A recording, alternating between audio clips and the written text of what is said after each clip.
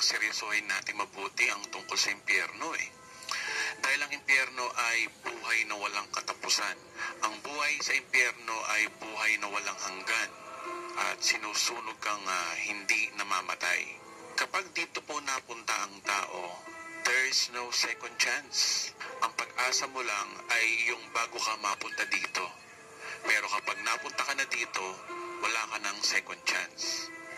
At nilinaw po yan ng ating Panginoong Jesus doon po sa kanyang teaching about the Lazarus and the rich man, na kapag ang tao ay pumunta na sa impyerno, ay wala na pong bawian. Okay? Wala na pong kandila, wala na pong pamisa, wala na pong paulit-ulit na dasal, wala na pong misang espesyal, wala pong misang regular, at wala pong misa na paulit-ulit. Para ang kaluluwa mo ay mag-stop over muna sa purgatorio, tapos diretso ang flight ng kaluluwa mo papuntang langit. Wala pong ganun. At wala po sa Biblia yun. Kaya kapag napunta ka sa impyerno, wala na pong bawian. Kaya sobrang seryoso ng topic na ito, more than you can imagine. So ang tanong, para kanino ba ginawa ang impyerno? Sabi ko kasi ng Biblia, ang impyerno ay ginawa para sa dyablo at sa kanyang mga kampon. Linawin natin nilikha ng Diyos ang impyerno para sa dyablo at sa kanyang mga kampon. And let me show the scripture. Sa Mateo 25:41, sabi rito, lumayo kayo sa harapan ko. Sinusumpa ko kayo sa apoy na hindi namamatay, na inihanda para sa dyablo at sa kanyang mga kampon. Sa maliwanag po, mula sa labi ng ating Panginoong Jesucristo, sa pagtuturo na ito, na ang impyerno ay hinihanda para sa dyablo at sa kanyang mga kampon. Alam niyo, ayaw po ng Diyos na ang tao ay mapunta sa impyerno. God does not want people to go there. Kailangan ipaun natin ito sa ating kaisipan na ayaw ng Diyos na ang tao ay mapunta sa impyerno. Again, kailangan ibaon natin ito sa ating kaisipan na ayaw ng Diyos na tayo ay mapunta sa impyerno. Hindi gusto ng Diyos na ang tao ay pumunta sa impyerno. Kapag ang tao po ay napunta sa impyerno, pinili niyang pumunta roon. Okay? Pero hindi po ang Diyos ang nag-decide na siya ay pumunta sa impyerno. Sapagkat pwede kang mag-decide para takasan ng impyerno At naglaan ang Diyos ng paraan para matakasan mo ang impyerno. Sapagkat hindi po ginawa ang impyerno para sa tao.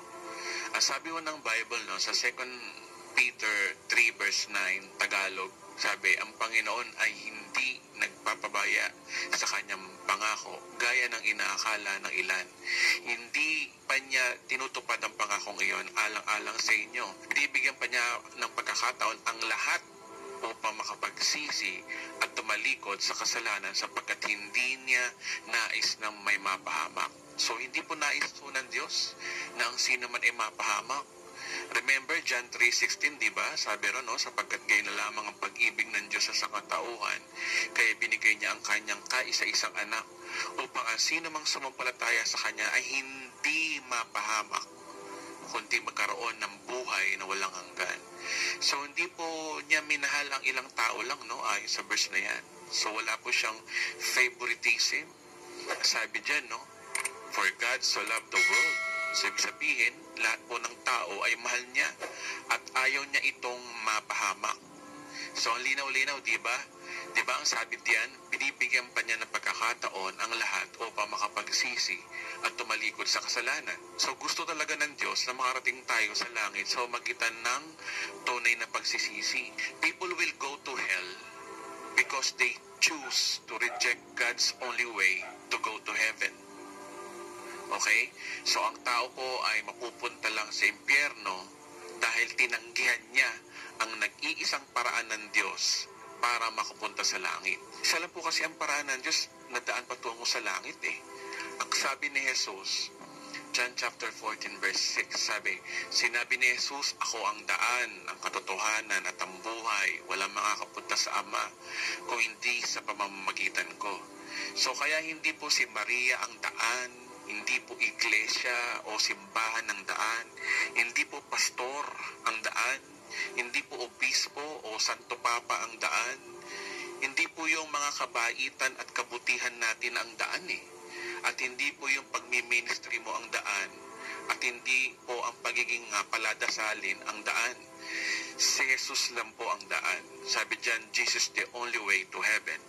Sabi sa Bible din, no, sa Gawa 4:12, kay Jesucristo lamang matatagpuan ang kaligtasan sapagkat walang ibang pangalan ng sino mang tao sa buong mundo na ibinigay ng Diyos sa mga tao upang tayo ay maligtas. So ang linaw po sa verse na yan, wala daw pong pangalan sa silong ng langit para maligtas ang tao maliban lang sa pangalan ni Jesus. So again, ang tao ay mapupunta lang sa impyerno dahil pinili lang niyang tanggihan ang nag-iisang paraan ng Diyos para makapunta sa langit. Okay, so sino-sino ba ang mapupunta sa impyerno? So yun yung po yung tanong natin, no? Pag-usapan po muna natin kung ano po yung pananaw ng religion. At sa part 2, yung pananaw naman po ng Biblia, no? So again, sino-sino po ba yung mapupunta sa impyerno? Ayon po sa relihiyon, ang papunta sa impyerno ay yung mga makasalanan. Okay? So again, all sinners will go to hell. Yan po ay common na maririnig mo sa mga ibang pastor, mga pari, mga ministro, at ilang Bible teacher na you will go to hell if you commit sin. O diba? Kung ito po ay totoo, lahat tayo ay mapupunta sa impyerno dahil lahat po tayo ay makasalanan. Inuulit ko, no, kung ito po ay totoo, lahat po tayo ay mapupunta sa impyerno dahil lahat po tayo ay makasalanan. Pero yan po ang sinasabi ng karamihan eh. Pero hindi naman lahat hindi naman lahat. Pero karamihan sa mga pastor, obispo, ministro, ebangelista at majority ng mga nagtuturo ng Biblia na ang mga makasalanan ay pupunta sa impyerno. Kapag ikaw ay pumunta sa simbahan nila, no, at ikaw ay makasalanan, nako, di ka pa nakakaupo, inusgahan ka na kaagad. Hallelujah. At nung umupo ka, lalong tumindi ang panghusga. Kaya hindi pa nag-iinit ang puwet mo sa upuan, umalis ka na. Sapagkat feeling mo ay hindi ka katanggap-tanggap sapagkat naroon lang sa simbahan ay mga banal. At ikaw na makasalanan ay hindi karapat-dapat. At sinasabi ng mga pastor sino mapupunta sa impyerno? Ikaw babaero. Mga lasinggero. Mga bakla, pupunta ng impyerno yan. Mga tomboy. Mga sugarol. Yung mga hindi umaattend ng church. Yung mga makasanlibutan. So ano nga naman ang pag-asa mo maligtas kung lahat ng makasalanan ay pupunta ng impyerno? Ano ang pag-asa mo makatakas sa apoy ng impyerno kung ikaw ay makasalanan? So bago tayo humusga sa mga makasalanan, no, ang tanong, paano ba tayo naging makasalanan? Yun ang tanong Di ba? Paano ba tayo naging makasalanan? How did we become sinners? Di ba? Ito po ba ay ating nagawa o dahil sa nagawa ni Adan? So you have two choices. Tayo po ba ay nakagawa ng kasalanan, kaya tayo naging makasalanan, at dahil dito pupunta tayo sa impyerno? O tayo po ay makasalanan na kahit wala ka pang nagawang kasalanan, kaya pupunta ka sa impyerno, hindi dahil sa nagawa mo, kundi dahil sa ginawa ni Adan. Wow, pupunta ka sa impyerno dahil sa nagawa ni Adan? Mga kapatid, kahit sa hustisya ng lipunan, hindi po ito matatanggap. Sapagkat hindi ka pwedeng makulong sa kasalanang hindi mo ginawa. At hindi ka pwedeng makulong sa kasalanang ginawa din ng iba. At hindi ka pwedeng pagbayarin ng Diyos sa kasalanang hindi mo nagawa. Ito po ay itinago sa atin ng religion at pinipilit na iniaatang sa atin, sinisisi sa atin, at ikinakarga sa atin ang matinding pananagutan tungkol po sa ating mga kasalanan. Gayong sa totoo lang, tayo po ay makasalanan bago ka pa nakagawa ng kasalanan. Hindi ka po makasalanan dahil nakagawa ka po ng kasalanan. Hindi po. Yun ang turo ng religion na inaatang sa iyo ang pananagutan dahil ikaw ay nakagawa ng kasalanan. Kaya ikaw ay makasalanan. Edwin, nasa Biblia ba yung sinasabi mo? Sabi sa Biblia, no? Ang kasalanan ay pumasok sa sanlibutan sa magitan ng isang tao, which is si Adan. at ang kamatayan ay pumasok sa pamamagitan ng kasalanan. Dahil dito lumaganap ang kamatayan sa lahat ng tao dahil ang lahat ay nagkasala. So yan po ay sinabi sa Romans chapter 5 verse 12. So ang linaw-linaw at malinaw pa sa tirik na araw na kaya ka lang naging makasalanan dahil kay Adan. So bago ang tao nagkasala, ang sabi dyan, no, ang kamatayan ay pumasok sa pamamagitan ng kasalanan. At yan ang dahilan kung bakit ang tao ay naging makasalanan. At ang tao po ay makasalanan sapagkat ang tao po ay pinanganak na makasalanan. Ito po ang sabi ng Biblia. So nagkakasala tayo dahil ipinanganak tayong makasalanan.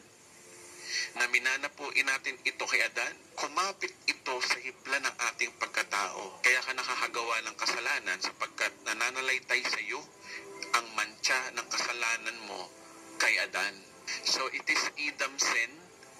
That is why we are all sinners, sabi sa verse na yan. Kaya po you are already sinner bago ka pa nakagawa ng kasalanan. Kaya tayo nakakagawa ng kasalanan dahil ito ay resulta lamang ng ginawa ni Adan.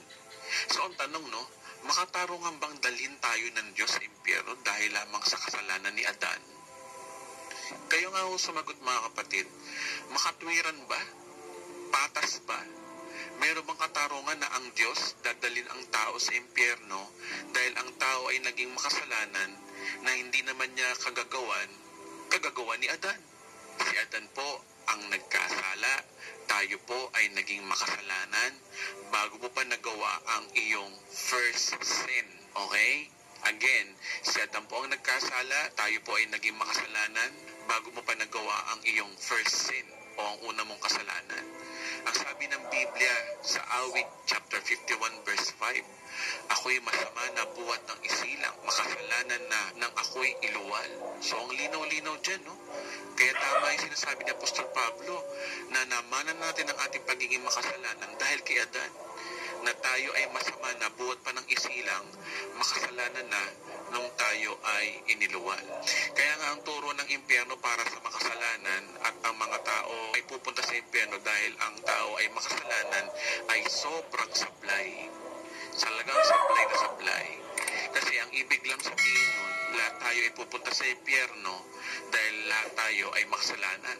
Kaya ang tanong no, sino po dito ang hindi makasalanan? Sino po sa atin ang hindi nagkakasala?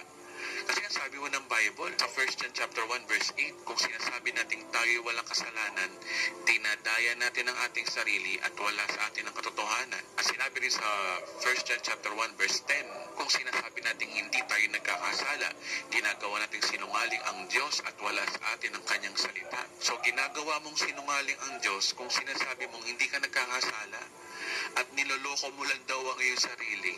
Sabi ng Biblia yun di ba? Kaya ang resulta, natural na talaga sa tao ang nagkakasala. Yan ang tanggapin natin katotohanan. Tanong yung kayo mga kapatid, natural ba sa aso ang kumakahol? Natural ba yun? O natural ba sa pusa yung nagmiyaw-miyaw?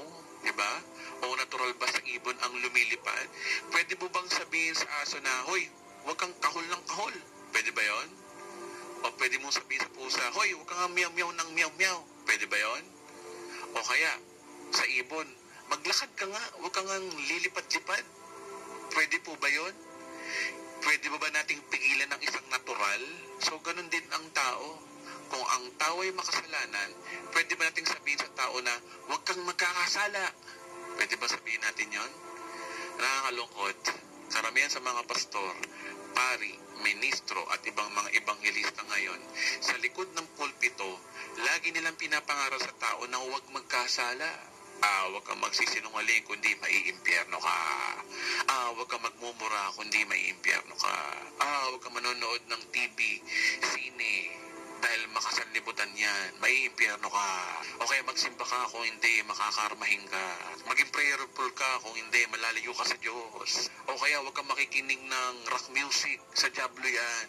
Kundi maiimpyerno ka. Ay nako, ang dami kong example. Meron pa nga, Huwag kang iinom, kasalanan yan. Kundi, maiimpyerno ka, di ba?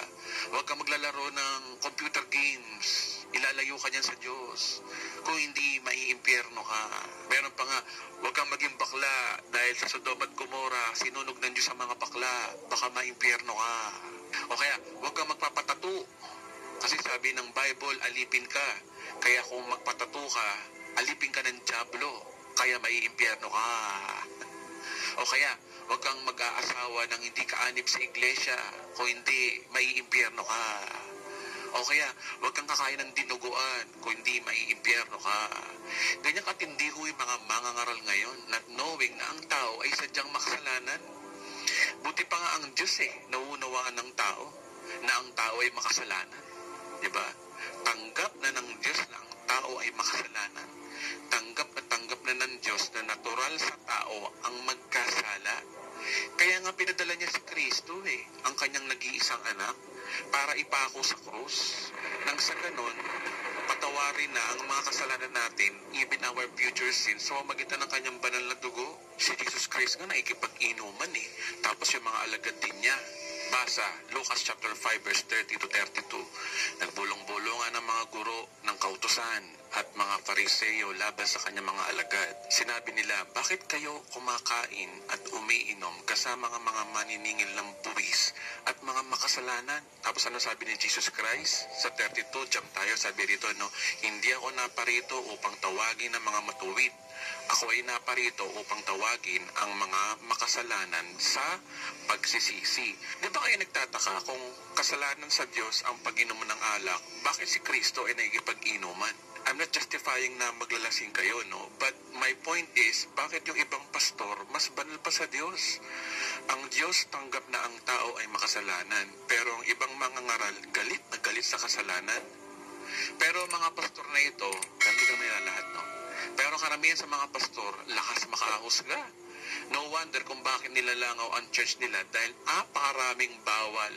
Diba? Kaya nga hindi mo pwedeng pigilan ang tao na huwag kang magkasala dahil ang tao ay makasalanan. Kahit na born again na nagkakasala pa rin, makasalanan pa rin, walang pinagbago yun. So dahil lang tayo naging banal dahil kay Kristo, yun ang kabanalan natin. Pero yung kabanalan natin sa mabubuti nating gawa, basahan sa Diyos yun. Dahil sabi ng Biblia, dinadaya mo lang ang iyong sarili o ginagawa mong sinungaling ang Diyos o sinasabi mong hindi ka nagkakasala. Ngayon, is it fair ba at makatarungan ba na daling ka ng Diyos sa impyerno dahil ikaw ay makasalanan? Ito po ay hindi makatarungan, kapatid. This is the height of injustice. Bakit? Victim ka. Biktima po tayo ng pagbagsak ni Adan. Hindi ka pwedeng ipadala ng Diyos sa impyerno dahil sa pasyang ginawa ni Adan.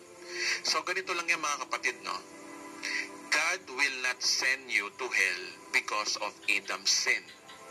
However, He will. Okay?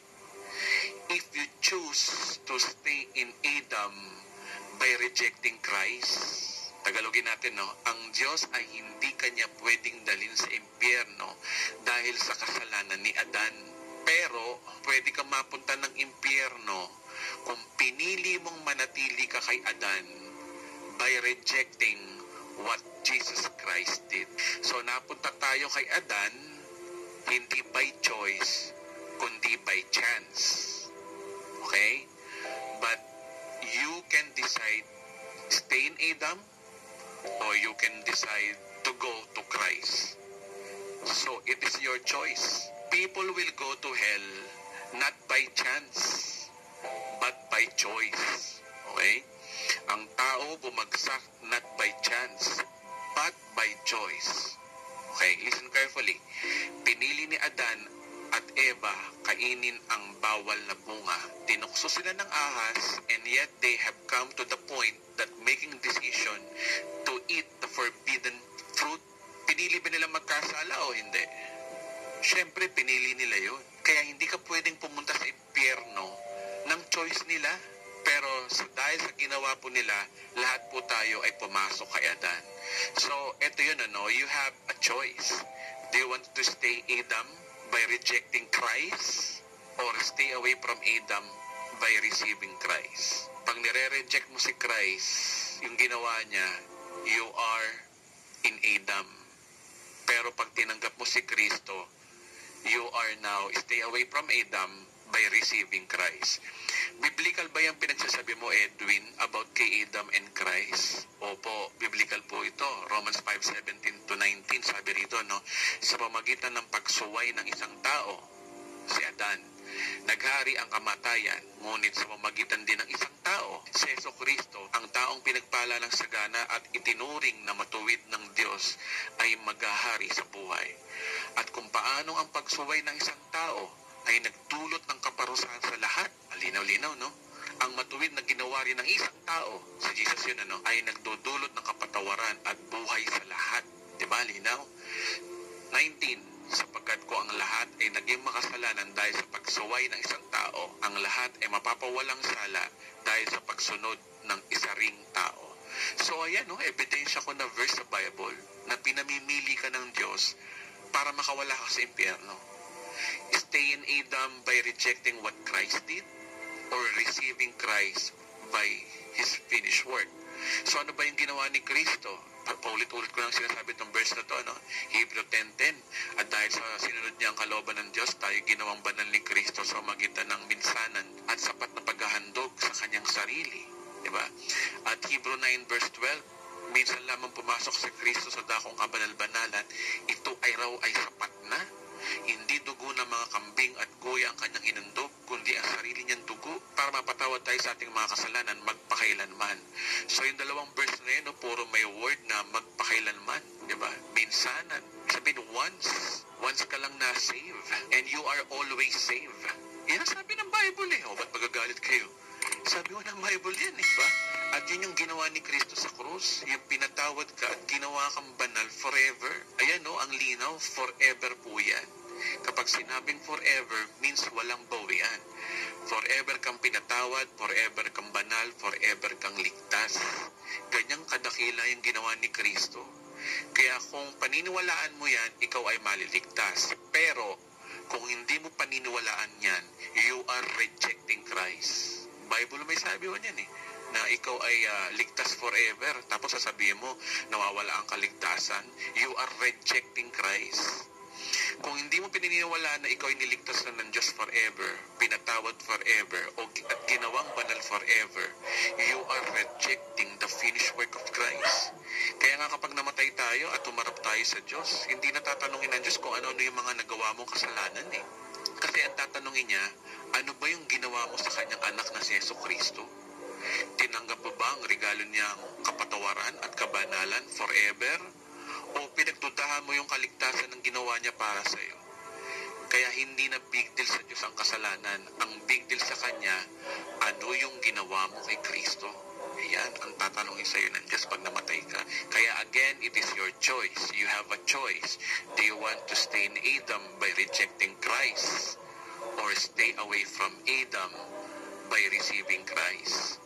So, may part 2 po ang series na ito, no? At ito po yung last part. Dahil religious view ang pinag-aralan natin, tingnan naman natin yung biblical view kung sino-sino po yung pupunta talaga sa impyerno. Ang mahalaga ngayon, kapatid, nauunawaan mo na ang makasalanan ay hindi pupunta ng impyerno gaya ng sinasabi ng mga ibang pastor at pare. Gaya ng pinalawanag ko kanina na ang tao ay makasalanan dahil sa kasalanan ni Adan. Kaya hindi makatarungan na daling ka ng Diyos sa impyerno na kagagawa ni Adan. Pero kung mananatili ka kay Adan by rejecting what Christ did, you will go there.